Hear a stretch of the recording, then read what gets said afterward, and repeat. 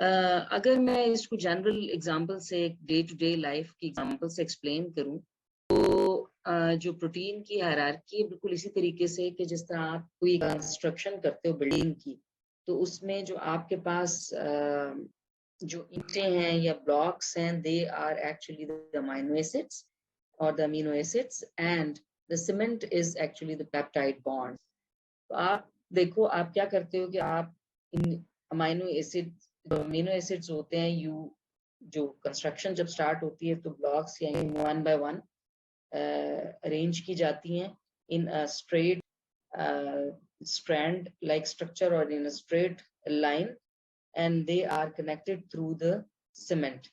And if you visualize the amino acids or the amino acids as these blocks or bricks, and the connecting material is actually the cement, is actually the peptide bond, तो जब आप one by one arrange करते हो sequence में इन breaks को, या तो this is actually the primary level of protein structure. Protein structure की बात करते हैं तो actually we talk in terms of levels of structure, क्योंकि प्रोटीन का स्ट्रक्चर, अगर suppose there are mainly 4 levels of structure of proteins: primary, secondary, tertiary and quaternary structure. तो कोई भी protein with tertiary final structural configuration should or must have the primary and the secondary level of structure as well. ऐसा नहीं हो सकता कि हम quaternary structure level की बात कहें कि ये प्रोटीन जो है इसमें बस क्वार्टरनरी लेवल ऑफ स्ट्रक्चर है, it never attend the primary, secondary, tertiary level of structure. तो किसी भी चीज को टर्शियरी लेवल अटेन करने के लिए it has to first achieve the primary structure or attain the primary structure, and then secondary and then tertiary. If there is any protein with the secondary final configuration, so it must have the primary sequence and then the secondary and tertiary and then secondary level of structure. So proteins can have the fine structural configuration to one level, but to attain the next level it has to complete the previous level first, and then it will attain the final configuration. अच्छा, तो उसमें मैं अगर जिस तरह से आप घर देखते हो, तो उसमें इनिशियल जो है वो ब्रिक्स को, आपको अपना माइक अनम्यूट कीजिए, आपको ब्रिक्स को कनेक्ट करना है one by one to cement, और जब वो ब्रिक्स आप कनेक्ट करते हो तो actually this is the primary level of protein structure, जहां पे सिर्फ अमाइनो एसिड सीक्वेंस हो रहे हैं, they are connecting to one another in a straight chain. This is primary level of structure. और उसके बाद जब आप एक प्रॉपर शीट लाइक स्ट्रक्चर बना देते हो, यानी एक पूरी दीवार खड़ी हो जाती है, तो this is actually the secondary level of structure, कि जब आपने उन ब्रिक्स से एक प्रॉपर शीट लाइक स्ट्रक्चर या एक कॉन्वेक्स या ग्राउंडेड वॉल कंस्ट्रक्ट की है, तो एक फाइनल जो आपकी अपीयरेंस आती है, that is secondary level of structure. और उसके बाद फिर आप जब उसको एक 3D स्ट्रक्चर देते हो, तो 3D स्ट्रक्चर यानी एक रूम बना दिया, तो एक रूम जो है that is tertiary level of structure, जिसमें आपके पास एक 3D dimensional structure, 3 dimensional structure आ जाता है। और जो क्वार्टरनरी लेवल ऑफ स्ट्रक्चर वो क्या है? These are different units of house, like a bedroom, a drawing room, dining, kitchen. तो ये सब के सब ये सारे यूनिट्स हैं जो separately they are functioning separately. Bedroom is a total unit जहां पे आप सोते हो, और मतलब उसका काम क्या है, you use that room to sleep. Kitchen is the room you use to you use for cooking, and then bedroom, dining is the room where you eat, and so on. So these all units, they connectively, or they when they combine together, they form a house. तो हर unit का अपना एक independent काम है, लेकिन they are working in collaboration with one another to work or to provide the facility of complete house. ठीक है? तो प्रोटीन स्ट्रक्चर के भी स्ट्रक्चरल लेवल्स जो हैं वो बिल्कुल इसी तरह प्रोटीन अटेन करती है, and depending upon the functioning and working the protein can have only the primary level of structure, and then it can only, they can attain the structural final structural configuration up till secondary, or it can be tertiary, or it can attain a quaternary level of structure. तो यहाँ तक आपको बात clear? अगर हम process को visualize करें in the case of protein, तो प्रोटीन में जो sequencing of amino acid residues है, that is primary structure, and when these amino acid polypeptide chains, they arrange themselves into either coils or into sheets. Then this is the secondary level of structure. And then these sheet-like or the coiled structures, they fold and refold, and they attain a globular compact structural form. This compact structural form is tertiary level of structure. And then in such type of multiple domains, when they collaborate together to form one single function, this function can be common to all domains, or different domains can have different functions. So this level is labeled as quaternary level of structure. So we'll discuss the structural levels in detail one by one. And once the primary level of structure is attained, then the protein is able to attain the secondary level of structure. So so while talking about the primary level of structure, what is the importance of primary structure? Actually, the importance of primary structure is that there is a proper sequence of amino acid in a polypeptide chain. And this sequence is determined by what? Who determines the sequence of amino acid in a polypeptide? Sorry? Who determines? Order of nucleotides in the DNA. Order of nucleotides in the DNA. Is the nucleotide or DNA which will determine that which sequence of amino acids will be there in the primary structure or in a polypeptide chain. What do you think, if there is some change in the sequence of the polypeptide chain, what will happen?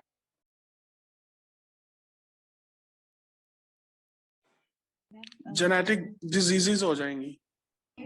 For example, कोई disease तक आपने पढ़ी हो? Sickle cell anemia. में आपने understand किया था कि why change of single amino acid will lead to the abnormal truncated protein. क्यों बनती है सिकल सेल एनीमिया में? क्या होता है? What happens? मैम उसकी बीटा चेन न्यूक्लिक एसिड की जगह वेलिन लग जाती है ग्लूटामेट कार्बन 6 पे.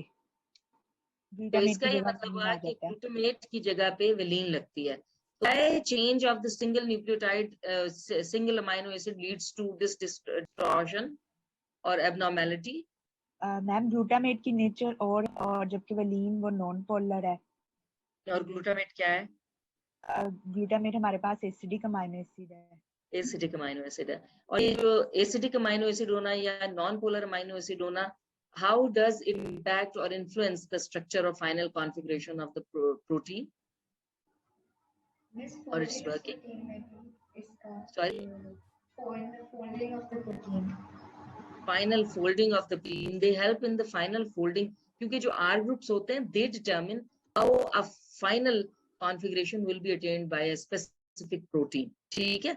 तो हम जो primary structure है, to know about the primary sequence of these amino acids in a polypeptide chain, it is important to understand different genetic diseases. ठीक है? तो जब आपको normal sequence पता होगा, you find out the abnormality in the sequence and you can detect a particular disease.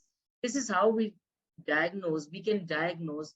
This is the one way of diagnosing the genetic diseases, to compare the normal with abnormal, to compare the abnormal with normal sequence, and we can find in this specific disease, this is the disorder, this is the mutated amino acid, which if replaced by the normal can work as normal protein. अच्छा, तो basically primary structure अगर हम बात करें तो हम क्या कहेंगे? It is a sequence of amino acid in a polypeptide chain. तो primary structure क्या है? It is a sequence of amino acid in polypeptide chain, and in this these amino acids, they are joined covalently through peptide bond. ठीक है? अब how peptide bond is formed? This is the first amino acid. मैंने ये amino जब first लिखा है तो मैंने इस तरह से क्यों लिखा है? Why not carboxyl here and amino here? L form में लिखा है. Because in human body there are L amino acids. So this is the L configuration of the amino acid. So this is L amino acid. So I have written like this. This is the first amino acid and this is the second amino acid in a polypeptide chain. What will happen? So what will happen that the peptide bond will be formed between this carboxylic group of the first amino acid and the amino group of the second amino acid. So dehydration, it means removal of one molecule of water. So OH will be eliminated from the carboxylic group and one hydrogen from the amino group, ultimately leading to the formation of peptide bond. So this is how the peptide bond is formed. Exam में आपसे पूछ सकते हैं how the peptide bond is formed. So you have to write this equation with the description. ठीक है? तो आप कहेंगे it is formed between the carboxylic group of the first amino acid and the amino group of the second amino acid with the elimination of one molecule of water. ठीक है? This is how the peptide bond is formed. Now, how we name the peptide bond? अब जो N terminal होगा उसको हमेशा हम left side पे रखते हैं because L amino acid are there. जो C terminal होता है that is always on the right. तो हमने N to C terminal हम जब भी sequence करते हैं या name करते हैं peptide bond polypeptide या peptide को, तो we name it from the N terminal to the C terminal. ठीक है? और फिर हम इस सीक्वेंस को N to C टर्मिनल में रीड करते हैं. और अगर 50 or more amino acids through peptide bonds are linked, they will result in unbranched chain which is named as polypeptide or protein depending upon the number of the amino acids present in a polypeptide chain.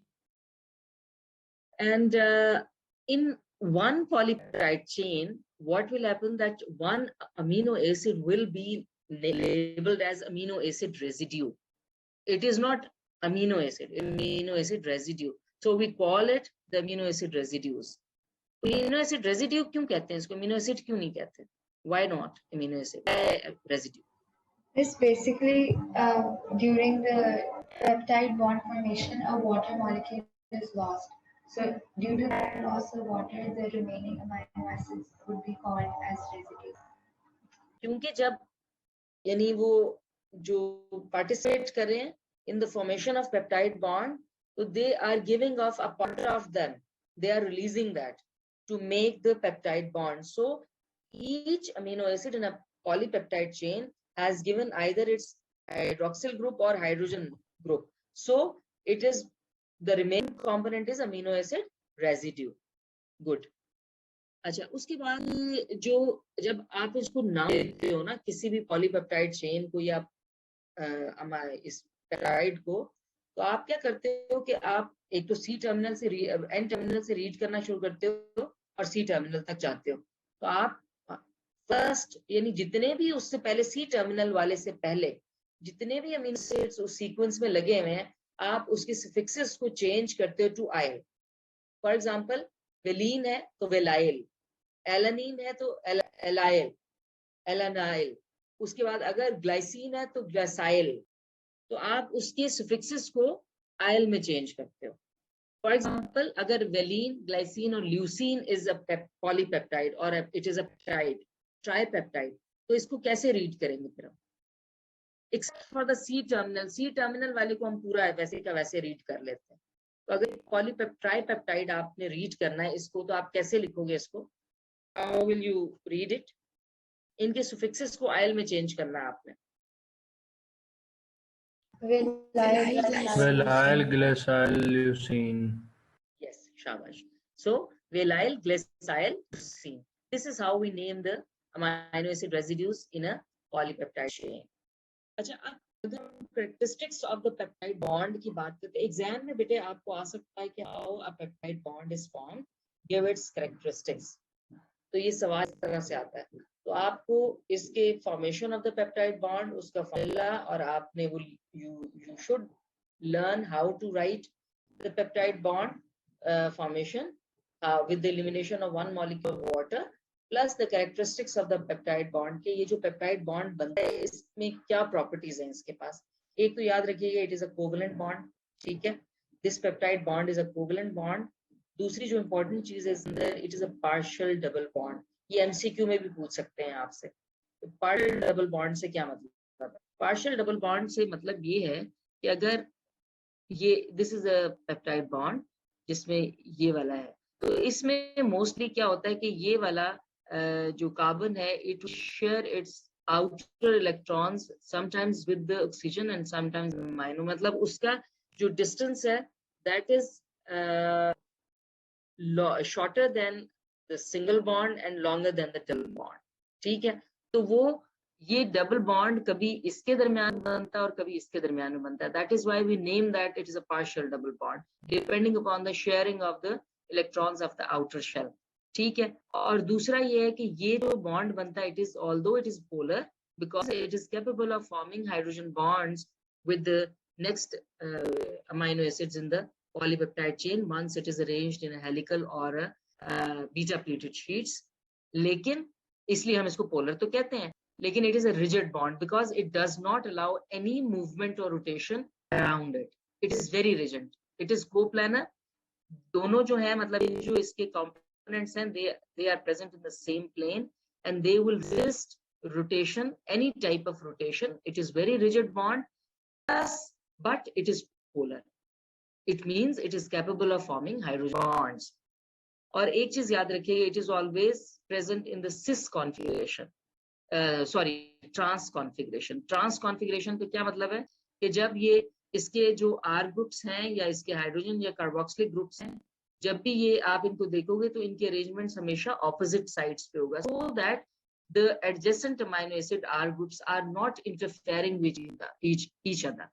अगर ये इस configuration में होंगे तो the distance between the R groups will be lessened and they will interfere with this polypeptide chain। उसको repel या attract कर सकते हैं और वो straight chain की बजाय they can be formed the globular structures। So initially when the amino acids they are connected through the polypeptide in a polypeptide chain through the peptide bonds, they are arranged in trans configuration so that there is no interference of the R groups in this polypeptide amino acid sequence। And I have also told you that they don't have any charge on them but they are polar, so they are capable of forming hydrogen bonds। अब आप में से कौन जल्दी से summarize कर दे कि what are the characteristics of a peptide bond? Any one of you? Zainab, can you summarize?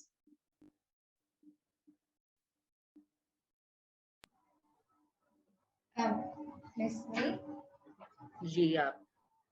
Basically, first of all, you told us about the मैं अभी primary सिर्फ structure. बेटे मैं आपसे अभी characteristics of primary peptide bond पूछ रही हूँ। What are the characteristics of primary peptide bond? ये सवाल आता है यूनिवर्सिटी में भी आता है। एक partial double bond होता है। शाबाश। और it is rigid and planar। शाबाश। And other than that, it is uncharged but polar and शाबाश। has a trans configuration। शाबाश। बस ये 4 प्रॉपर्टीज हैं इसकी, कैरेक्टरिस्टिक्स हैं पेप्टाइड बॉन्ड की। Should learn these characteristics by heart. ये आपको एमसीक्यू में भी पूछ सकते हैं और ये आपको एससीक्यू में भी पूछ सकते हैं। पेप्टाइड बॉन्ड की फॉर्मेशन और पार्शियल और इसकी कैरेक्टरिस्टिक्स, और आपसे कह सकते हैं define primary structure of protein. What is primary structure of protein? जब आपसे कहें कि what is primary structure of protein तो आपने उसको डिफाइन भी करना है, आपने पेप्टाइड बॉन्ड की फॉर्मेशन भी बतानी है, आपने उसकी कैरेक्टरिस्टिक्स भी बतानी है। अगर आपसे specifically peptide bond is form, आप simple formation of peptide bond की बात करोगे। अगर आपसे पूछें what are the characteristics of peptide bond, then give the characteristics of peptide bond. So this is the question which will determine how to answer this question. If what or elaborate primary structure of proteins, तो आपने ये सारी बातें कर देनी है। अगर simply आपसे peptide bond की formation पूछी है तो simple you give the formation of peptide bond। If the characteristics of peptide bonds are asked, then you have to list the characteristics of the peptide bond। Is it clear up till now? Ji ma'am. Yes ma'am. चलें आगे चलते हैं। अब polarity, ये जो questions बेटे मैं आपको बताती हूँ, please write down these questions on your book or the notebook you are you note down your lectures in which. तो उसके बाद this will help you while revising the topic, while preparing yourself for the exam, for university exam. ठीक है, तो इनको साथ साथ लिख लिया है. अच्छा, अब जो हम जो अच्छा, ये मैं आपको बता चुकी हूँ कि ये जो polarity of the peptide bond है, इसमें this is important कि like all other amide linkages, जो कार्बोक्सी और अमाइनो ग्रुप के दरमियान में बनते हैं of the peptide bonds, they are uncharged क्योंकि they are involved in the formation of this peptide bond. और उसके बाद होता ये है कि neither they can accept nor they can release protons. आपने जब इसके बफर एक्शन की बात की थी प्रोटीन्स की, तो हमने बात की ना कि बाकी सारे के सारे जो इनके क्योंकि कार्बोक्सिलिक ग्रुप एक तो डोनेट कर सकता है अपना हाइड्रोजन और अमीनो ग्रुप डोनेट कर सकता है, और यही दो ग्रुप्स हैं जो एक्सेप्ट कर सकते हैं. Once these are engaged in the formation of peptide bond, so they are capable of accepting or losing protons, except for the terminal जो पेप्टाइड कार्बोक्सिलिक और द अमीनो ग्रुप्स हैं इन अ पॉलीपेप्टाइड चेन. ये चीज हमने सीखी थी ना. तो हमने ये कहना है कि बेसिकली ये क्या है, although they are polar, they are capable of forming hydrogen bonds, but they are uncharged because they are not able to accept or release protons over a pH range of 2 to 12. ठीक है, वो आपने जब titration curve पढ़ा था तो आपने देखा था ना कि 2 से लेके 12 के दरमियान में इनके सिर्फ टर्मिनल जो कार्बोक्सिलिक ग्रुप्स हैं या अमाइनो ग्रुप्स हैं, they are capable of releasing protons. जो लिंक्ड हैं, they will not release these their protons because they don't have them to release or accept any they don't have any place to accept the proton amino group or to lose the hydrogen or to lose the hydrogen. अच्छा, charged groups present in a polypeptide they are only the N-terminal amino acid and the C-terminal carboxylic group. ठीक है, ये चीज वही है जो हम पहले कर चुके हैं, जस्ट अ रिवीजन. और उसके अलावा कोई भी आयनाइज्ड ग्रुप्स अगर होंगे available in the R groups, तो वो चार्ज आयनाइज्ड होंगे या चार्ज ग्रुप्स होंगे. इसके अलावा आपके सारे जो पेप्टाइड बॉन्ड में इन्वॉल्व हैं कार्बोक्सिलिक और amino groups, they are uncharged. तो charge in on a protein will be determined by which groups? Any one of you? R group, N-terminal amino group, फिर carboxyl group, और जो R chain के सारे attach होते हैं. C-terminal carboxylic group होगा, N-terminal amino group होगा, और any ionized group present in the side chain. कौन सी side chains में ionizable groups होंगे या ionized groups होंगे?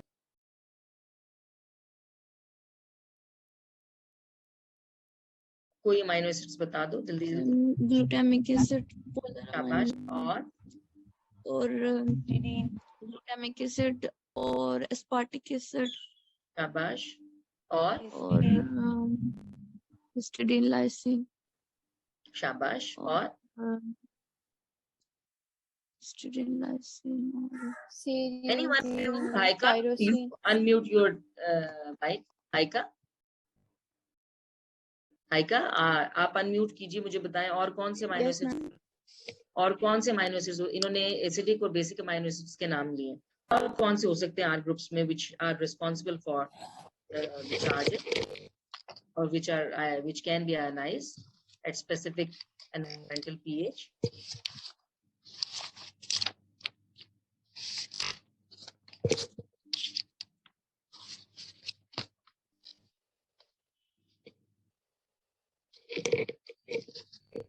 Ma'am, serine. Serine, yes, serine, और serine, threonine, asparagine, tyrosine. चलो, तो अब आपको ये पता चल गया कि कौन से ग्रुप्स आर में हो सकते हैं which can be able to have a charge and can impart final charge on a polypeptide or a protein. Otherwise, जितने भी कार्बोक्सिलिक और amino groups peptide bond formation में इन्वॉल्व हैं, they are uncharged. लेकिन you have to remember, although they are uncharged, but they are polar. They are capable of forming hydrogen bonds. ठीक है, ये चीज याद रखनी है आपने, ये एमसीक्यू में पूछ सकते हैं आप लोगों से. अच्छा, अगर अब आप ये देखिए, जो प्राइमरी स्ट्रक्चर है ना, बेसिकली तो दिस इज वन अमाइनो, ये अल्फा कार्बन, तो इसका अमाइनो ग्रुप इस तरफ होगा. This is first amino acid, this is the second amino acid, this is the third and fourth and so on. So it means this is the peptide bond, this is the first amino acid, iske piche amino group bhi hoga, ye this is a carboxylic group and this is the amino group of the second amino acid and this is the peptide bond. ठीक है ना. और अगर आप ये देखो तो जो अल्फा कार्बन और कार्बोक्सिलिक कार्बन के दरमियान में एक बॉन्ड है और एक जो अमीनो ग्रुप और अल्फा कार्बन के दरमियान एक बॉन्ड बन रहा है. यहाँ पे तो रोटेशंस दिखाई हैं, but these bonds are rigid and no rotations are shown on these bonds. This is the peptide bond. It is rigid and it is coplanar and it does not show any flexibility, which we have discussed already. लेकिन इन bonds, ये जो bonds बन रहे हैं alpha carbon और carboxylic carbon के दरमियान में और अल्फा कार्बन और अमाइनो ग्रुप के दरमियान में, here they are capable of showing the rotation. या हम इसको इस तरह देख लें तो जो अल्फा कार्बन बीच में है ये एक बॉन्ड कार्बोक्सिलिक कार्बन के साथ बनाता है और एक बॉन्ड अमाइनो ग्रुप के साथ बनाता है. तो यहाँ पे these bonds are named as phi and psi. Phi and psi groups are capable of giving rotations around them.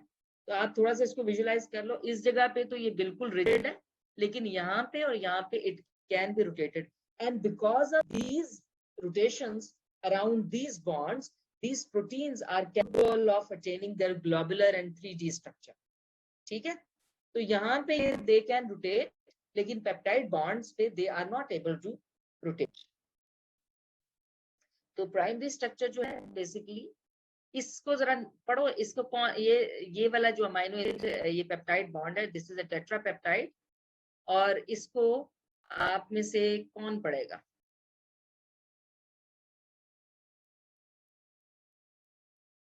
इसको कौन पढ़ेगा आप में से?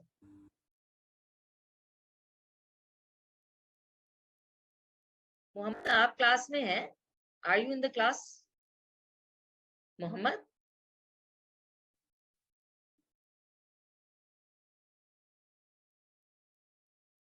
Muhammad, are you in the class? Lare, Fatma, please unmute your mic. Lare, Fatma, please unmute your mic. Yes, ma'am. जी बेटा, ये जो sequence आपके सामने है इसको रीड कर दो जरा. It is a peptide.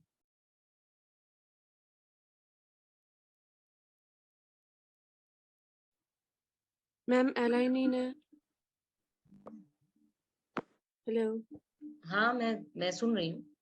Alanine है. नेक्स्ट कौन सा अमाइनो एसिड है? ग्लूटामीन है, ग्लाइसिन है एंड लाइसिन. ग्लूटामीन है. This is not glutamine.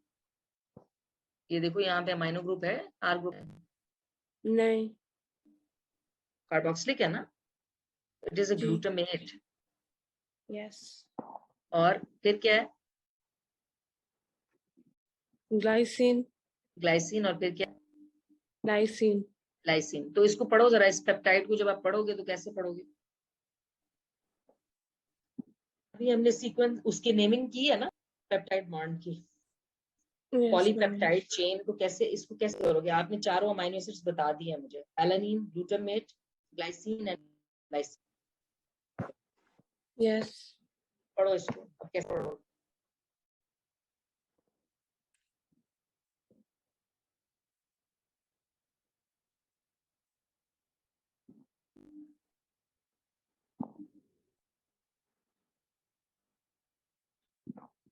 पढ़ो इसे. अभी तो बताया मैंने. आप लोग सिर्फ यहाँ पे ऑनलाइन होके फिर उसके बाद सो जाते हो. फिर यहाँ मेरा बोलने का क्या फायदा है कि आप, if you are responding to the questions which I have taught you just few minutes before.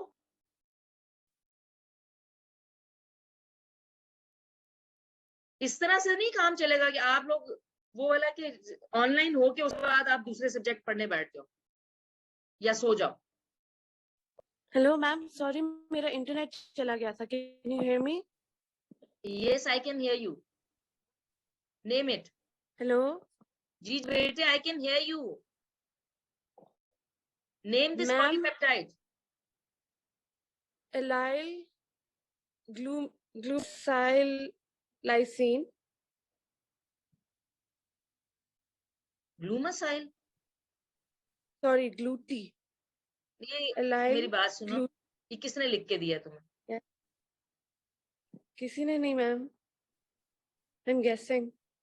नहीं, गेस नहीं है, आपको गेस करने की जरूरत नहीं होनी चाहिए. You should know it. अभी तो पढ़ाया मैंने. Yes क्या ma'am. करते हैं? Allyl. पढ़ने के लिए क्या करते हैं हम? What is the rule?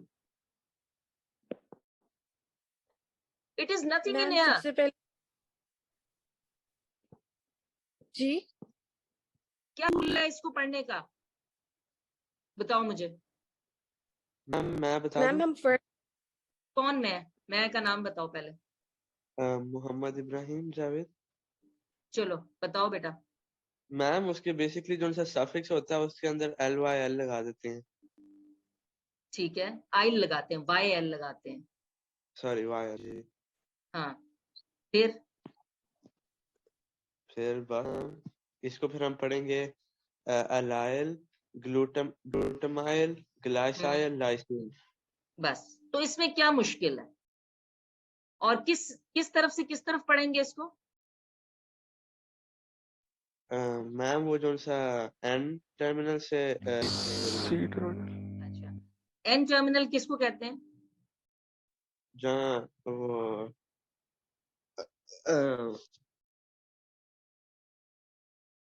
I am surprised. Amino group. minor acid वाले को It's a minor group. Amino group से that is N टर्मिनल. और C टर्मिनल कौन सा साइड है? Carboxyl terminal. This is N terminal, this is C terminal. अब तुम्हें अगर ये रूल पता होगा तो तुम यहाँ से यहाँ पढ़ोगे ना, उसको यहाँ से यहाँ भी पढ़ सकते हैं. नहीं पढ़ सकते ना, क्योंकि we always read it from N to C terminal.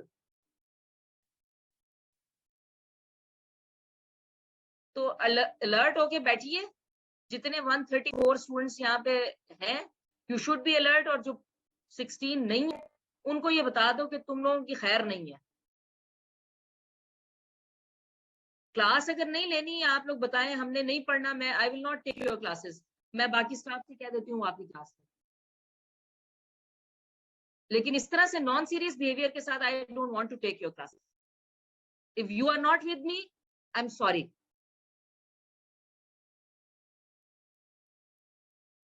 सारे अलर्ट लिए बैठो. मैं किसी का भी नाम लूंगी, किसी का रोल नंबर, जो मुझे रिस्पॉन्ड नहीं करेगा मैंने प्लीज सारी अपनी मार्क कर देनी है आप लोगों की, ये मैं बता दूं.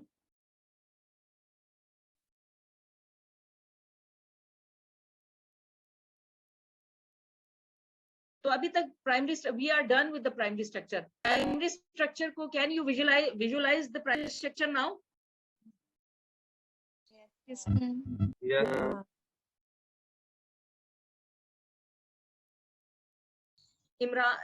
ईमान सुहेल प्लीज मुझे थोड़ा सा समराइज कर दो. अब प्राइमरी स्ट्रक्चर में क्या क्या पढ़ा आपने? Which points are to be discussed in the primary structure? How can you summarize the primary structure? Ma'am, that first of all, we need to know the definition of what the primary structure is. Yeah. Here. And then we need to know like the maybe the characteristics. First of all, the naming of the peptide bond, like how you're supposed to name it, and then the characteristics of like the peptide bond. सबसे पहले बेटा उसके naming से भी पहले what should you know? That is like that is a sequence of amino acids in the polypeptide chain, and that the peptide bonds are covalently bonded. Yes. सबसे पहले define कर दिया. उसके बाद आपने जब उनको सीक्वेंसिंग करनी है तो सबसे पहले what do you need to sequence them, or what do you need to arrange them in a polypeptide chain? Like in the L form. You should know about, you should talk about peptide bond formation beta first of all. Yes ma'am. Yeah, like they're joined covalent peptide bond. जी. उसके बाद फिर आप क्या कहोगे? That like the an amino acid in the like the an amino acid residue should be in the L form in the peptide bond, and yeah, like that's about the primary structure. And then we'll go for the naming of the bond, like how will we name the peptide bond? Okay, so now the secondary structure, तो primary structure तो एक thread like strand like structure है जिसमें सिर्फ sequencing of the amino acids है, बस this is primary structure, ठीक है। So the primary structure is stabilised by which bond? Peptide. चलो जी, अब आगे चलते हैं, सेकेंडरी स्ट्रक्चर की बात करते हैं।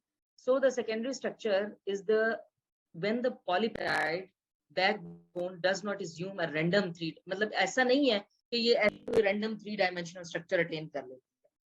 Who will determine the 3-dimensional structure of the polypeptide chain? Shri.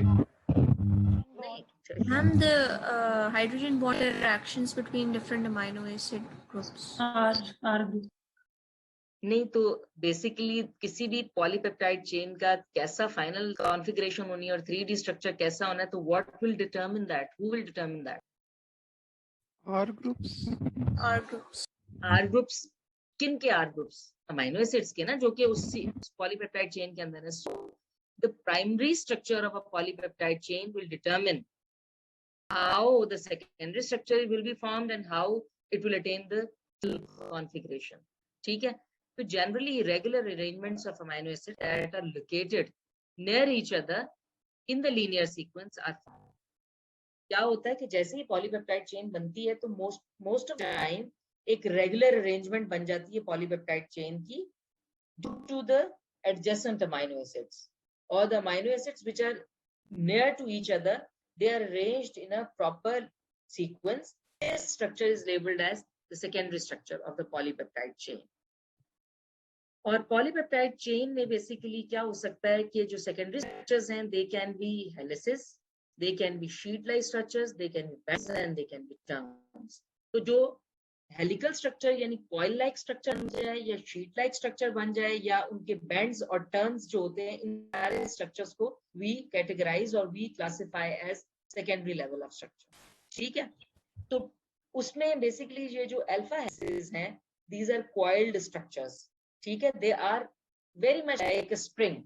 आप अगर कॉइल्ड स्प्रिंग देखो ना, तो स्प्रिंग लाइक स्ट्रक्चर है, that is alpha helical structure or the alpha helices. This is one type of secondary type of structure. These structures are rigid and they are right-handed and spiral. They consist of tightly packed coiled polypeptide backbone core with the tight chains of the component amino acids standing outwards. यानी इसका क्या होता है, अगर आप visualise करो या coil को, तो कॉइल क्या है? Coil basically is the backbone of the polypeptide chain, और इसके जो आर ग्रुप्स होंगे they will be extended outside, ठीक है, to avoid any interference sterically with each other. वो बाहर की तरफ एक्सटेंड करेंगे ताकि वो एक दूसरे के साथ इंटरफेयर कर सकें in this coil like structure. आप ये देखिए, this is a polypeptide chain which was, मतलब इसमें this is a sequence of amino acids and when they are arranged in a coil like structure, this is helical structure, ठीक है, this is helical structure। अब अगर आप ये देखो तो इसके जो R groups हैं, they are extended outwards and the backbone is formed by the जो central उसका जो peptide bond sequencing थी, that forms the backbone of this coil like structure and the R groups are extended outwards from this coil like structure. So the main stabilizing bond of the secondary structure, secondary level of protein structure, is hydrogen bond. They stabilize these helices and they are formed between the peptide bond. आप अगर जरा उसको visualize करो कि आप जो peptide bond जो बनता है, that bond is formed between the carboxylic group and the amino group of the second amino acid. तो ये जो पेप्टाइड बॉन्ड, ये कार्बोक्सिलिक ग्रुप और अमाइनो ग्रुप जो अमाइड हाइड्रोजन्स हैं, they are involved in the formation of hydrogen bonds in a polypeptide chain. इस oxygen एक carboxyl जो कार्बोनाइल ग्रुप है उसकी ऑक्सीजन है और जो अमाइड ग्रुप है उसका हाइड्रोजन है। इन दोनों के दरमियान में जब बॉन्डिंग होती है, that is hydrogen bond. Hydrogen bonds they extend up and are parallel to the spiral. ये देखो ना, अगर इस स्ट्रक्चर को आप देखो तो बेसिकली क्या है, हाइड्रोजन बॉन्ड्स इन ये वाले हाइड्रोजन बॉन्ड्स बने हुए हैं, and these bonds are actually formed between, ये अगर आप ये देखो, दीज आर हाइड्रोजन बॉन्ड्स, ये इस इनके दरमियान में, फिर ये इसके दरमियान में, यानी कार्बोनाइल जो उस ऑक्सीजन है, ये उस कार्बोनाइल कार्बन का ऑक्सीजन और नाइट्रोजन, इन दोनों के दरमियान में ये हाइड्रोजन बॉन्ड्स बने हुए हैं। और आप देखो तो these are parallel to the backbone of the coil, ठीक है। तो these hydrogen bonds are formed between the peptide bond, carbonyl oxygen, and the amide hydrogen that are part of the polypeptide backbone, ठीक है। And these hydrogen bonds, they extend and parallel to the spiral from the carbonyl oxygen of one peptide bond to the amino group of the peptide linkage 4 residue ahead in a polypeptide chain। यानी जब ये coil बनता है ना, तो first amino acid hydrogen bonding करेगा fourth amino acid residue के साथ। जब वो कॉइल बन के, तो first will be approximated with the fourth amino acid residue. तो इस तरह से ये thus all but the first and the last peptide bond components are linked to each other through intra-chain hydrogen bonds। यहाँ तक बात क्लियर है। ये हाइड्रोजन बॉन्ड की फॉर्मेशन, ये एमसीक्यू में आपसे पूछ सकते हैं कि which of the following is true about the hydrogen bonds। तो आपको ये सारी इनमें से एक चीज, एक सही स्टेटमेंट दी होगी, बाकी आपको गलत दी होंगी, तो आपने करेक्ट स्टेटमेंट को आइडेंटिफाई करना होगा। तो इसे फर्स्ट और लास्ट वाले जो कंपोनेंट हैं, they are not involved in hydrogen bond. बाकी जितने भी अमाइनो एसिड के कार्बोनाइल कार्बन, ऑक्सीजन और hydrogen of the amide group, they are involved in hydrogen bond linkage. और याद रखिएगा, these hydrogen bonds are extending straight upwards and they are parallel to the backbone of the polypeptide chain। तो जब ये parallel है तो क्या होगा, दे आर एक्सटेंडेबल। पैरेलल है ना, तो आप जब इनको यानी फोर्स अप्लाई करें, these helical structures can be extended। जिस तरह कॉइल स्प्रिंग को आप खींच सकते हो ना, लूज कर सकते हो, बिल्कुल इसी तरह से जब इसको आप एक्सटेंड करोगे तो हाइड्रोजन ब्रेक करेंगे। और coil like structures, they are extendable structures. जहां पे आपको फ्लेक्शन चाहिए या फ्लेक्सिबल स्ट्रक्चर्स चाहिए, वहां पे सेकेंडरी जो स्ट्रक्चर होता है दैट इज कॉइल लाइक। और जहां पे आपको स्ट्रेंथ चाहिए, वहां पे आपको नॉन फ्लेक्सिबल स्ट्रक्चर चाहिए, वहां पे जो सेकेंडरी लेवल ऑफ स्ट्रक्चर है that is sheet like structure, because the sheets are not flexible and they are stretchable। Coil like structure or helical structures, they are flexible and they are extendable। So where during the structure of the protein, in which proteins you need flexible structures, there the secondary level of structure is helical like structure। This is them। लेकिन जहां पे आपको strengthening चाहिए structures की, वहां पे जो structures होंगे, they will be beta pleated sheets। They will be sheet like structures। They are strong structures and they are not flexible। Flexibility की reason क्या है कि यहाँ पे जो hydrogen bonds है, they run parallel to backbone of the peptide bond linkages। Hydrogen bonds individually they are weak, लेकिन collectively they serve to stabilize the helix। ठीक है, आप अगर यहाँ पे देख लो तो बुक में ही तस्वीर बनी हुई है जिसमें कि हाइड्रोजन बॉन्ड फॉर्मेशन बताई हुई है। यही आपकी पॉलीपेप्टाइड चेन बैकबोन भी इसी तरह से, उसका भी जो एक्सेस है वो भी सेम है, and the hydrogen bonds are parallel to the axis, and that is why these structures are stretchable. ठीक है, कॉइल लाइक स्ट्रक्चर है, विजुलाइज कर लो कॉइल को, यू कैन स्ट्रेच। लेकिन कोई शीट होगी, sheet can not be stretch, once it is spreaded it can not stretched, but the coil spring like structures can be stretched. ठीक है, the spring structure, coil like helical structures are stretchable structures and sheets are not stretchable। So the coil, these helical structures can be right handed or they can be left handed, but हमारी body में mostly these are right handed structures। और अगर आप ये देखो, इसमें per turn जो alpha helical structure बनता है, तो per turn जो आपके पास number of amino acids आता है, that is approximately 3.6। Thus, the amino acid spaced 3 or 4 residues apart in the primary structure are spatially closer to each other when folded in alpha helical structure। ये बात clear है? ये बात समझ आती है कि जब जो पॉलीपेप्टाइड चेन के अंदर 3 amino acid residues या 4 amino acid residues apart थे amino acids, now in a coiled structure they are approximated. ये बात समझ में आती है? Yes, ma'am. Yes, ma'am.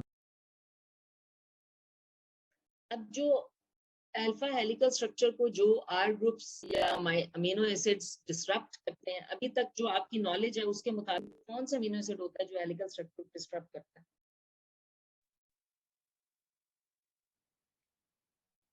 Proline. Proline, yes. क्यों प्रोलीन क्यों करता है? This is the 5 Secondary. target structure of the secondary amino acids. It is not geometrically compatible with the right-handed spiral of the alpha helix. उसके बाद glycine, it is helix breaker because its R group confers high flexibility. बहुत ही flexible होता है. तो ये जहाँ पे होगा ना, मोस्टली जो ग्लाइसिन होता है ये बेंड्स और टर्न्स के दरमियान में होता है, जहाँ पे आपने direction of the polypeptide chain को चेंज करना है, क्योंकि इसका आर ग्रुप बहुत छोटा सा ए है ना, तो ये बिल्कुल भी इंटरफेयर यानी कि ये टर्न या बेंड को रोकता नहीं है, ये रेजिस्ट नहीं करता उसको। उसके बाद फिर आप जितने भी बल्कि आर ग्रुप्स होते हैं ना, लाइक ग्लूटामेट हो गया, चार्ज है, या फिर वो रिंग लाइक स्ट्रक्चर्स हैं, तो they will interfere with the formation of helices, and those amino acids with the branch at the beta carbon, for example valine, they will interfere with the, ये आपको MCQs में पूछ सकते हैं कि हम सारे वो amino acids आपको दे दें ऑप्शन में, except for the amino acid which is not interfering with the alpha helical structure, तो आपने which one of the following is not involved in the or interferes with the alpha helical structure, तो आपने उसको mark करना होता है। ठीक है, अब आ जाती है beta sheets. Beta sheets are actually the sheet structure, और अगर आप विजुलाइज करो तो कोई ऐसी शीट जिसके ऊपर बारीक पीस बनी हो, प्लीटेड शीट लाइक स्ट्रक्चर हो, तो that is the beta pleated sheet. और हम इनको बीटा प्लेटेड शीट इसलिए कहते हैं क्योंकि ये स्ट्रेचेस ऑफ बीटा स्ट्रेचेस होते हैं from 8 to 10 amino acid residues, और ये क्या करते हैं, they interconnect with each other to form sheet like structures, and the interconnection is through the hydrogen bond. ठीक है, the beta sheets is another form of secondary structure in which all of the peptide bond components are involved in hydrogen bonding. यहाँ first और last वाला भी hydrogen bond में involve है। ये मैं आपको अल्फा हेलिकल स्ट्रक्चर बताया और उसके बाद बीटा प्लेटेड शीट्स का स्ट्रक्चर बता रही हूँ। उसके बाद हम एंड में इन दोनों को कंपेयर करेंगे, कंपेयर एंड कंट्रास्ट करेंगे दोनों को, और फिर आप वो करोगे, मैं नहीं करूंगी। ये मैं सिर्फ आपको बता रही हूँ हेलिकल स्ट्रक्चर की, मैंने सारी प्रॉपर्टीज आपको बता दी हैं। अब मैं बीटा प्लेटेड शीट्स की बता रही हूँ कि यहाँ पे भी हाइड्रोजन बॉन्ड्स बने हुए हैं, and all the amino acid residues are involved in the formation of hydrogen bond. अच्छा, और the surface of the beta sheets they appear pleated and they are often called beta pleated sheets.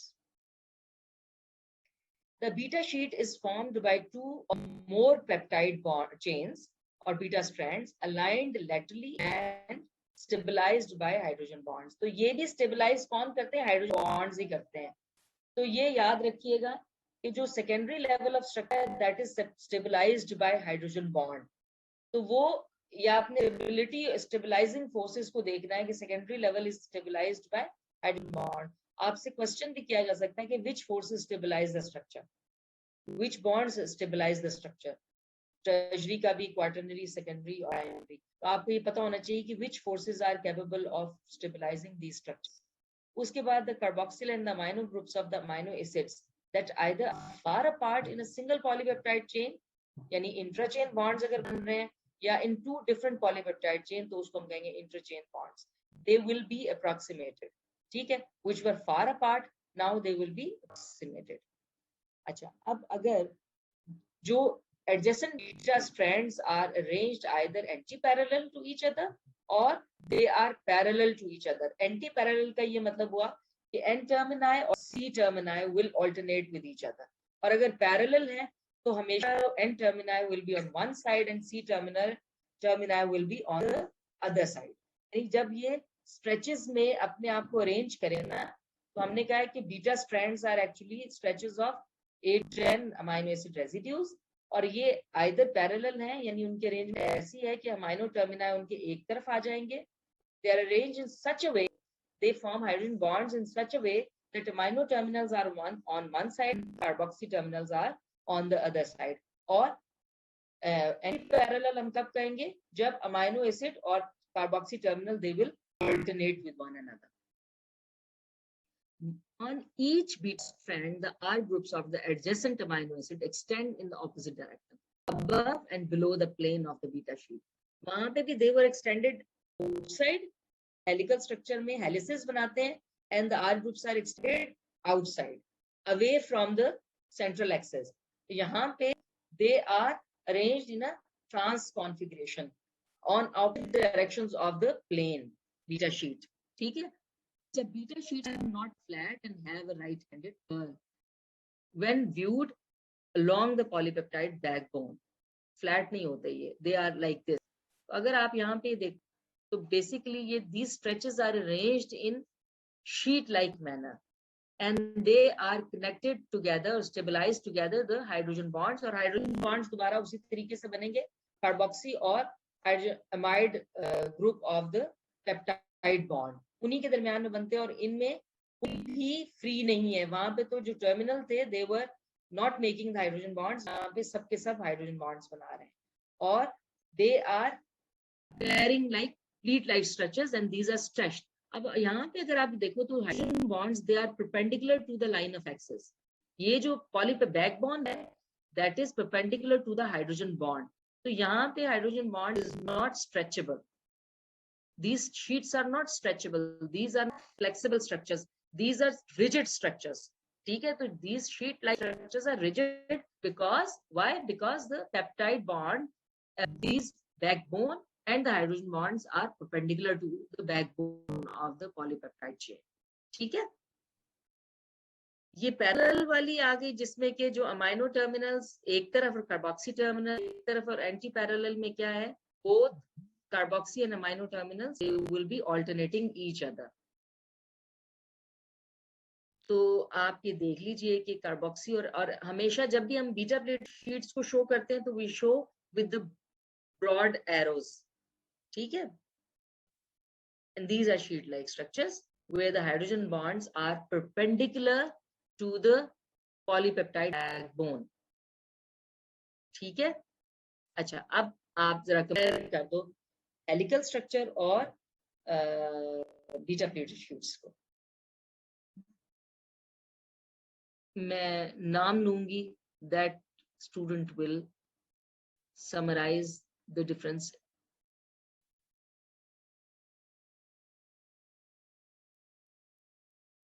अच्छा जी.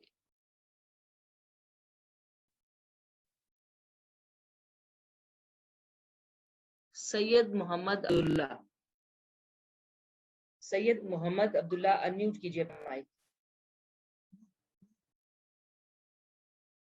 अब्दुल्ला जी बेटे आप कोई एक difference बता दीजिए मुझे हेलिकल और बीटा प्लेटेड शीट्स के अंदर. मिस जो how can you compare these two structures? कोई एक कंपैरिजन. मिस जो बैकबोन होती है अमाइनो ग्रुप की वो सीओ बॉन्ड के बैकबोन से अटैच होती है. देखो मेरे पास वो तो दोनों में होती है अटैच. पेप्टाइड बॉन्ड्स तो बने, प्राइमरी स्ट्रक्चर तो बन हुआ है. अब हम सेकेंडरी स्ट्रक्चर की बात करें. Helices and beta pleated sheets are secondary level of structures. अब इनमें मुझे कंपैरिजन बताओ. How can we compare these two structures? दोनों सेकेंडरी है ना? तो अब बताओ.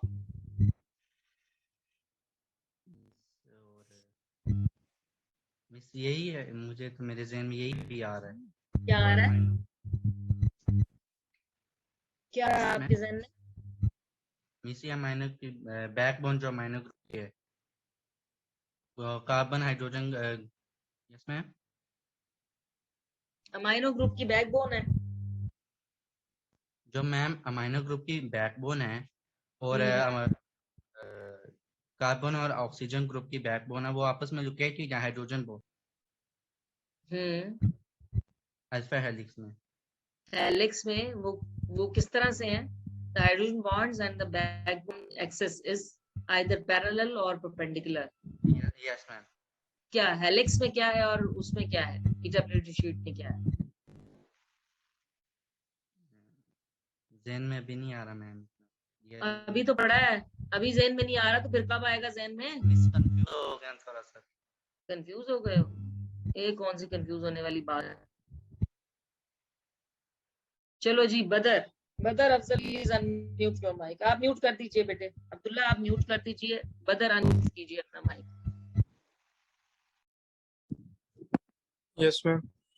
बेटे can you compare these two structures? Ma'am, I can try to. कोई मैम एक बता दो मुझे। मैम अल्फा हेलिक्स के अंदर जो कार्बोनाइल है ना part is hydrogen bonded to the amino part of an amino acid. तो और बीटा प्लेट होगा। जी, और बीटा प्लेट शीट्स के अंदर 2 or more segments of a polypeptide chain जो होते हैं वो लाइन अप होते हैं next to each other, so they are forming a sheet parallel. like structure. ठीक है, फॉर्मिंग अ शीट लाइक। वहां पे ये कॉइल लाइक स्ट्रक्चर बनाते हैं हेलिसिस में, और बीटा प्लेटेड शीट में they are parallel, they are arranged parallel और anti parallel to each other and they form a sheet like structure, pleated sheet like structure. चलो आपने एक कंपैरिजन बता दिया। अच्छा, अब ये बिलावल हुसैन अनम्यूट करो। Yes, ma'am. आप कोई और फर्क बता दो या कोई कंपैरिजन बता दो दोनों के दरमियान। Alpha helix जो है मैम वो flexible structure है due to the hydrogen bonding. शाबाश। और बीटा प्लेटेड शीट्स वो relatively उसके मुकाबले में वो rigid structure. हाँ, यानी हेलिसिस आर या alpha helices are stretchable structures and beta plate sheets are not stretchable. Yes, ma'am. ठीक है। अच्छा, Ayesha Iftikhar please unmute your mic. Ayesha Iftikhar please unmute your mic. Ayesha ही आयजा है? आयजा इफ्तिखार, आयजा इफ्तिखार अनम्यूट कीजिए अपना माइक।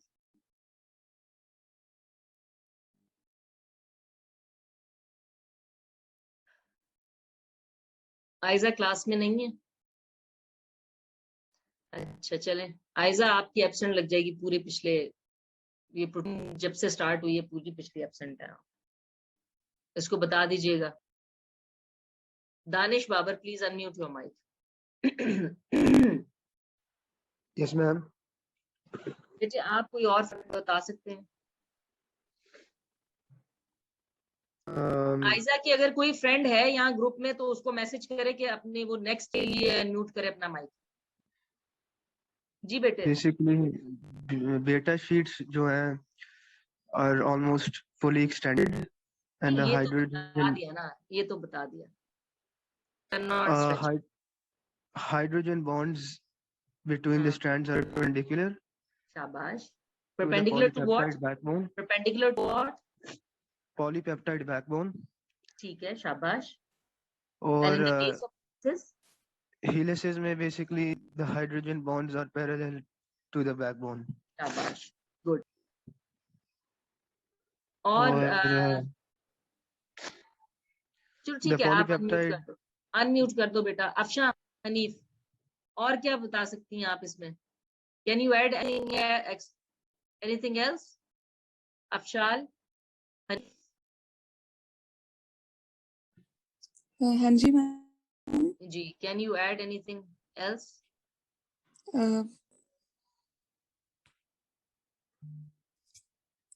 मैम इसमें जो साइड चेन इन अल्फा होती है ये एक्सटेंड करती है आउट,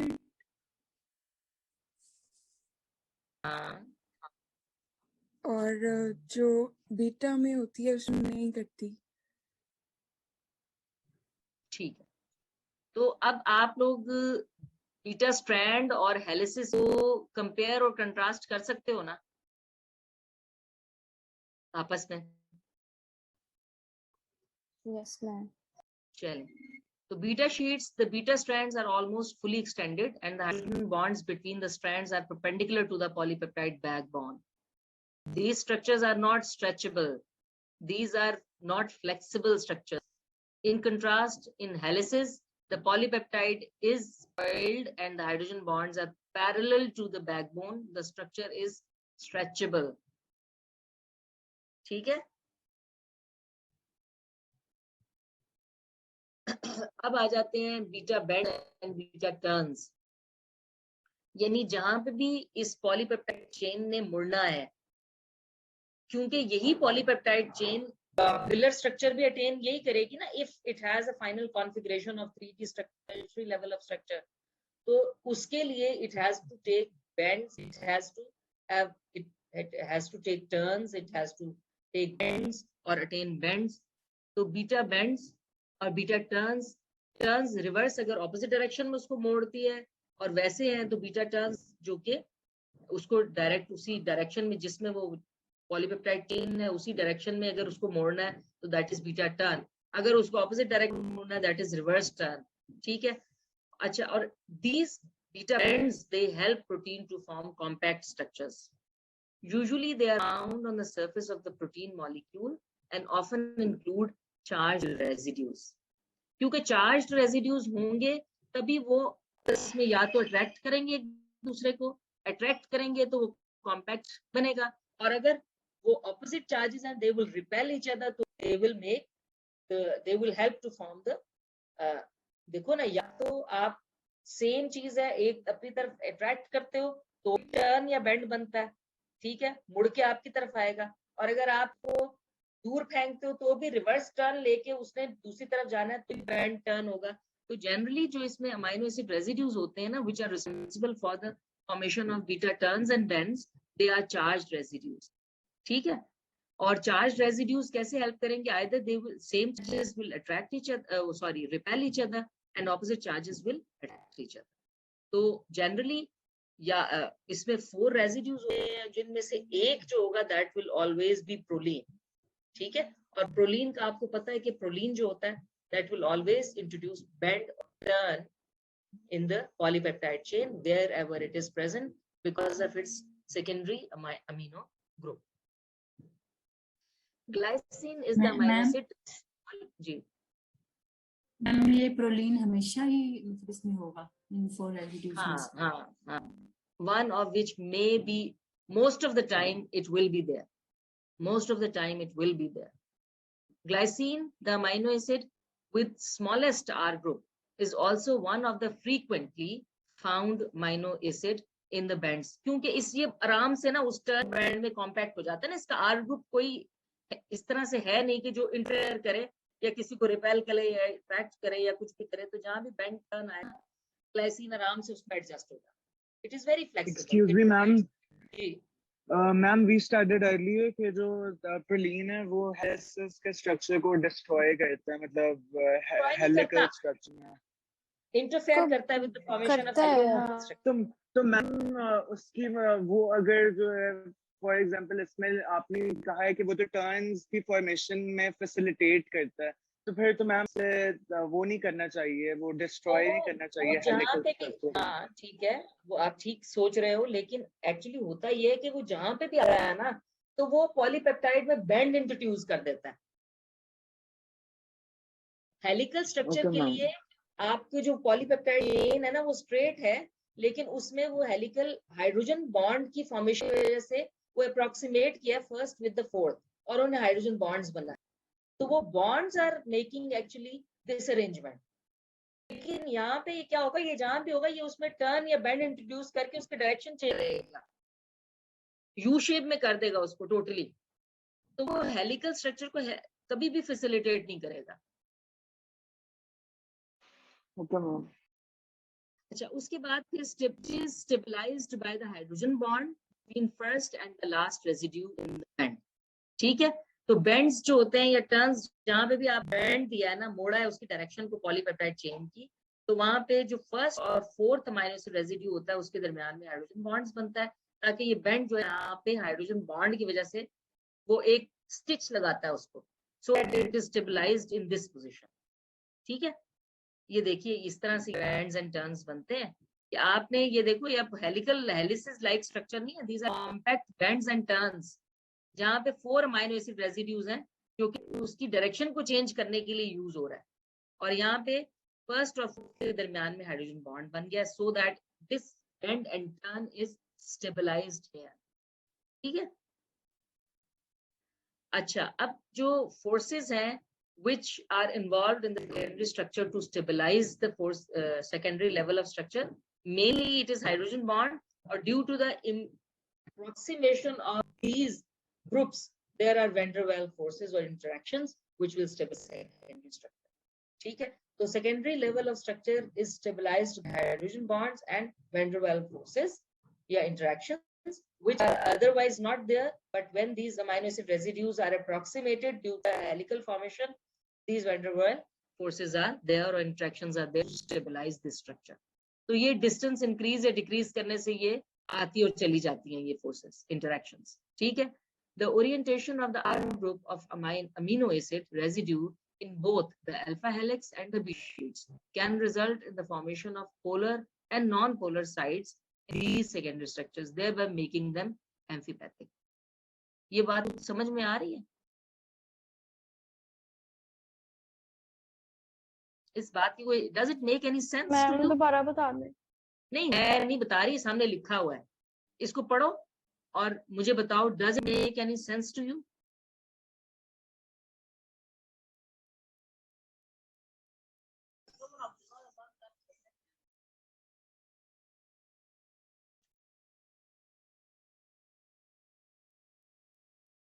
मैम बेसिकली सिटिसाइटिन बायोप्रोडक्ट देती है जब सिस्टम होती है कोलिगेटाइटिन की, तो इस तरह से बेटे आपकी ना आवाज क्लियर नहीं है, क्या नाम है आपका बेटा? अब्दुल रहीम। अच्छा, अब्दुल रहीम बेटे आपकी आवाज क्लियर नहीं है, थोड़ा सा माइक को देखो कुछ करके। मेरे फोन का तो इशू है। अच्छा, तो अब बताओ क्या है इसमें, what do you understand? Ma'am since जो आपकी मेन स्टेम होती है उसमें सोसाइटी प्रोड्यूस करती है आगे, तो अगर किस साइड पे पोलर जो होती हैं वो एक्यूमुलेट करेंगे तो वहाँ पे कंटिन्यू जाएगी, और जो जहाँ पे नॉन पोलर करेंगी वो साइड जो होगी वो अनचार्ज होगी, तो इस तरह से ओवरऑल जो आपकी पोलिकपेनिक एम्फोसेटिक हो जाएगी, इसके साइड डिस्ट्रीब्यूट हो जाएगा चार्ज और पोलैरिटी। ठीक है, और ठीक है, और कोई आप में से, क्योंकि आपकी voice was not that clear, आप बात बिल्कुल ठीक कर रहे हो, you have a very clear concept of it, any one of you, anyone else? Mohammad Mustajab नजर आ रहा मुझे, can you mute your mic? Does it make any sense to you?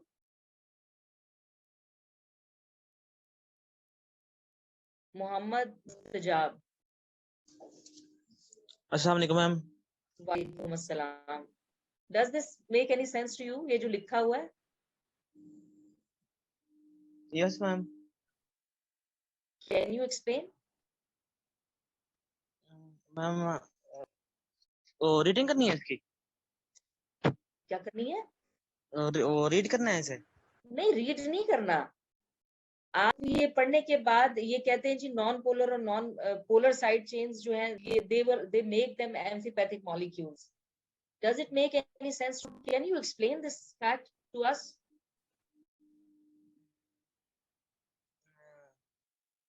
Amphipathic क्या होते हैं? Sorry ma'am. नहीं, ऐसे तो नहीं। Both hydrophobic and hydrophilic. ये किसने बोला? मैं तो नहीं पूछा आपसे। मोहम्मद आप अनम्यूट कीजिए अपना माइक। Yes ma'am. इस तरह सॉरी से नहीं बनेगा काम, क्या चीज समझ में नहीं आ रही तुम्हें? You have to learn it. Yes ma'am. बताओ क्या नहीं पता चल रहा है इसमें? एम्फीपैथिक क्या होते हैं? वो मैंने जिसमें वो दोनों एक साथ हो, पोलर और नॉन पोलर। इसमें जो पोलर और नॉन पोलर है और हाइड्रोफोबिक और हाइड्रोफिलिक एक साथ हो मैम? एक साथ तो होते हैं, but part of it is hydrophilic and part of it is hydrophobic. ठीक है ना? Yes, वो ma'am. ऐसे मॉलिक्यूल्स आर एम्फीपैथिक। अब कुछ समझ में आती है बात कि जब हेलिकल स्ट्रक्चर या शीट्स बनती है तो हमने क्या कहा था कि जो बैकबोन होती है वो हेलिक्स या शीट टाइप स्ट्रक्चर बना देती है, और जो आर ग्रुप्स होते हैं दे आर आइदर आउटसाइड और they are in trans configuration. Beta sheets के अंदर they are in trans opposite directions में वो एक्सटेंड करते हैं, और जो हेलिसेस में आउटवर्ड एक्सटेंड करते हैं। तो एक चीज याद रखिएगा कि आपके एनवायरनमेंट जहाँ पे polar groups will be on the same side and non polar on the other side, तो इस तरह से वो उस मॉलिक्यूल को एम्फीपैथिक मॉलिक्यूल बना देते हैं, making them amphipathic. So they Yes, ma'am. on one side and non-polars on the other side. Does Yes, it ma'am. make any sense to you now? Yes, ma'am. All of you? Yes, ma'am. Thank you so Yes, much. ma'am. Yeah. चलो excuse me ma'am. ये मैं जी ma'am बताइए। ये ma'am ये environment depend करेगा कि ये R group towards the outward extend और इनवर्ट एक्सटेंड होंगे। बिल्कुल बिल्कुल। और आपको ये पता है कि यूजुअली हमारी बॉडी की जो एनवायरनमेंट है वो क्या है?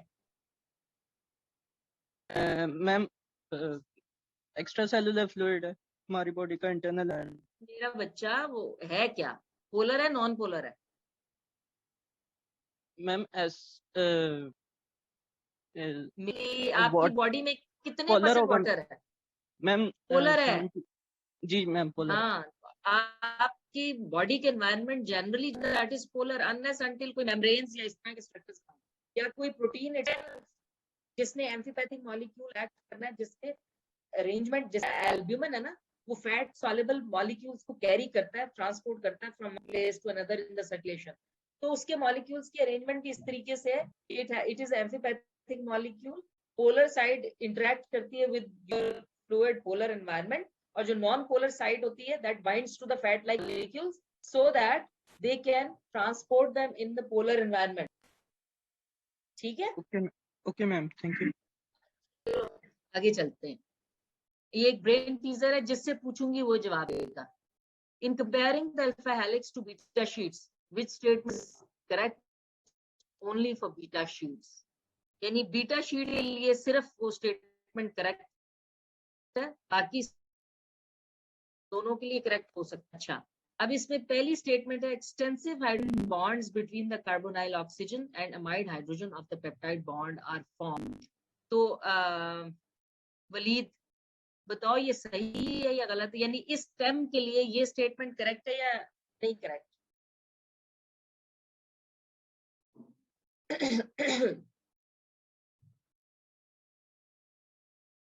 मोहम्मद वलीद अनम्यूट करो अपना माइक बेटा। नो मैम, आई थिंक नहीं, थिंक नहीं, you have to be sure about it. Hydrogen bond क्यों गलत है ये? यानी इस स्टेम के लिए ये ऑप्शन क्यों नहीं है करेक्ट? मैम ये दोनों के लिए करेक्ट है, अल्फा के लिए भी और बीटा के लिए। दोनों के लिए करेक्ट है, सिर्फ बीटा शीट्स के लिए नहीं, ये दोनों के लिए करेक्ट है। शाबाश, चलो अनम्यूट करो अपना माइक। अच्छा, it may be found in typically globular proteins. Faiza unmute करो, बताओ ये ठीक है या गलत है? मैम ये दोनों के लिए करेक्ट है। ग्लोबुलर प्रोटीन में अल्फा हेलिक्स भी होंगे और बीटा की शीट। ओए अल्लाह की बंदी, टिपिकली आपके ख्याल में जो चलो ठीक है, ये दोनों के लिए ठीक है। चलो ठीक है, next.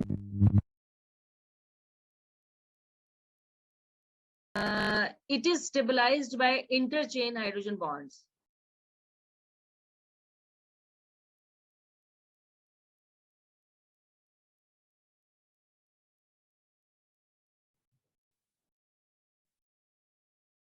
It is stabilized by interchain hydrogen bonds. आप में से मैं चले, ये आप क्लास को क्यों लीव कर रहे हो? Why are you leaving the class?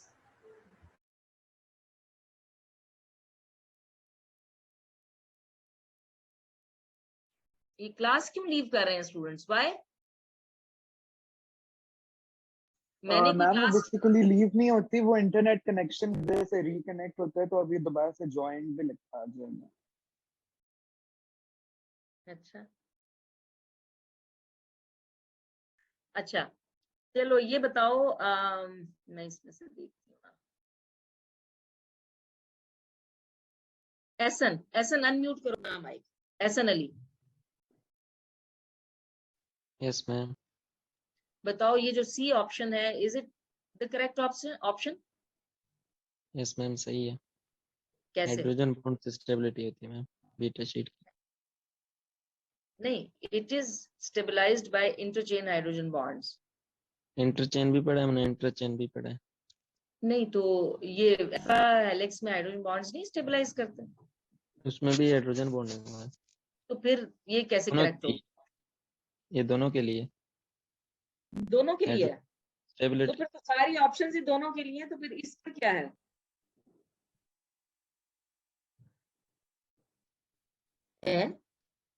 मुझे ये बताओ कि जो पॉलीपेप्टाइड चेन थी, स्ट्रक्चर जो था वो एक पॉलीपेप्टाइड चेन थी ना, जो कि हेलिक्स में कन्वर्ट होती है।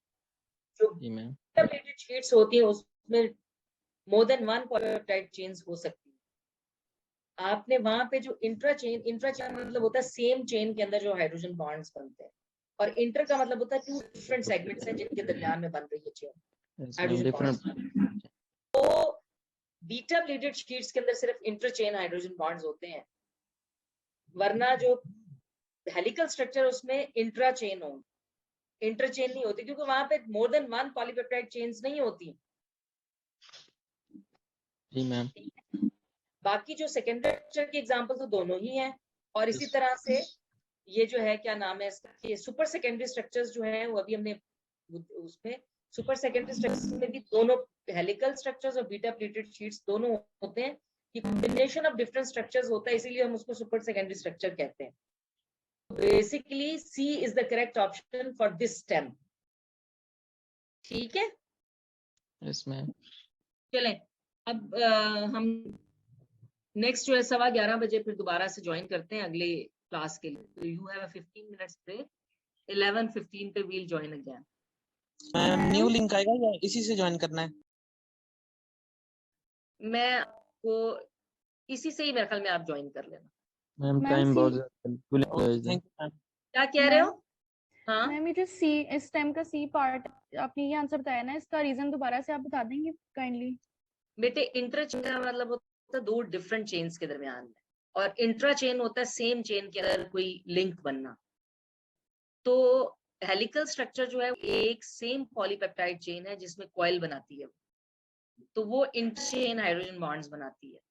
और जो इंटरचेन होंगे उसमें क्या होगा कि दो डिफरेंट क्योंकि बीटा प्लेटेड शीट्स जब आपने पढ़ी थी तो उसे two different polypeptide chains or more than two polypeptide chains can be arranged in sheet-like structure to form this sheet-like structure, beta-plated sheets. तो यहाँ पे इंटरचेन हाइड्रोजन बॉन्ड्स बीटा-plated sheets के अंदर बनते हैं। ठीक है? मैम लास्ट का बता दें। लास्ट का क्या बताऊँ? It may be found in super secondary structure. Super secondary structure असल में हम कहते ही multiple combinations of these helices and beta plated sheets and turns and bends, इन सब के कॉम्बिनेशन से जो एक कॉम्पैक्ट स्ट्रक्चर बनता है उसको हम सुपर सेकेंडरी स्ट्रक्चर कहते हैं। तो उसमें हेलिसेस भी हो सकती है, बीटा प्लेटेड शीट्स भी हो सकती है, बेंड्स भी हो सकते हैं, टर्न्स भी होते हैं। सुपर सेकेंडरी स्ट्रक्चर अभी हमने पढ़ा नहीं है, वो आगे अभी मैं आपको पढ़ाने दूंगी। Thank you ma'am. चलो अल्लाह। मेरा क्वेश्चन है। जी पूछो। ये फिर हमने कॉमन बात लाई थी कि हम दोनों एक सेकेंडरी स्ट्रक्चर एग्जांपल हैं, लेकिन मैम अगर हम इसको कंपेयर करते हैं तो बीटा शीट्स को हम ये नहीं कह सकते इट में बी सुपर सेकेंडरी कॉइल, क्योंकि ये बीटा प्लेटेड शीट बनाती है। नहीं तो सुपर सेकेंडरी कॉइल कैसे है ये?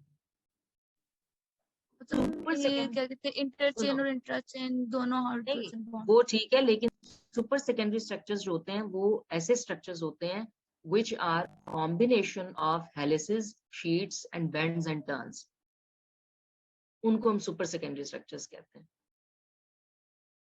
ओके मैम मतलब फिर हम इसको जब कंपैरिजन में करेंगे तो इनकी कॉमन बात को लेंगे। जब हम कंपेयर करेंगे तो वो कॉमन होंगी, और जब कंट्रास्ट करेंगे तो वो डिफरेंट बात होगी। Okay ma'am, thank you. Ma'am double bond बता दें एक दफा। क्या बता दूं? Partial double bond. देखो बेटा, पार्शियल डबल बॉन्ड क्या होता है? डबल बॉन्ड ये होता है कि जब भी कोई दो मॉलिक्यूल्स जो आपस में बॉन्ड बना रहे हैं वो अपने आउटर इलेक्ट्रॉन के जो आउटर शेल इलेक्ट्रॉन्स है उनको शेयर करते हैं, ठीक है ना? तो वो परमानेंट एक डबल बॉन्ड बनता है। लेकिन इस केस में क्या होता है कि जो ये कार्बोक्सिलिक ग्रुप का कार्बन है that shares its electrons with the oxygen sometimes and sometimes with the nitrogen of the amide linkage. तो उसमें ये जब नाइट्रोजन के साथ शेयर करता है तो वहां पे डबल बॉन्ड बनता है, और जब ऑक्सीजन के साथ शेयर करता है तो वहां डबल बॉन्ड बनता है। It is not always in the form of double bond. और ये पार्शियल क्यों, इसका शेयरिंग कभी उसके साथ और कभी उसके साथ होती है, क्योंकि इसका जो लेंथ है that is shorter than the single bond but longer than the double bond, ठीक है? तो इसमें ये इसीलिए हमको पार्शियल कहते हैं कि sometimes it is double, sometimes it is in the single. तो ये पार्शियल डबल बॉन्ड है, it is not always in double form, ठीक है? Yes ma'am, thank you. चलो ये नेक्स्ट फिर हम यहीं से स्टार्ट लेते हैं। अभी फिलहाल आप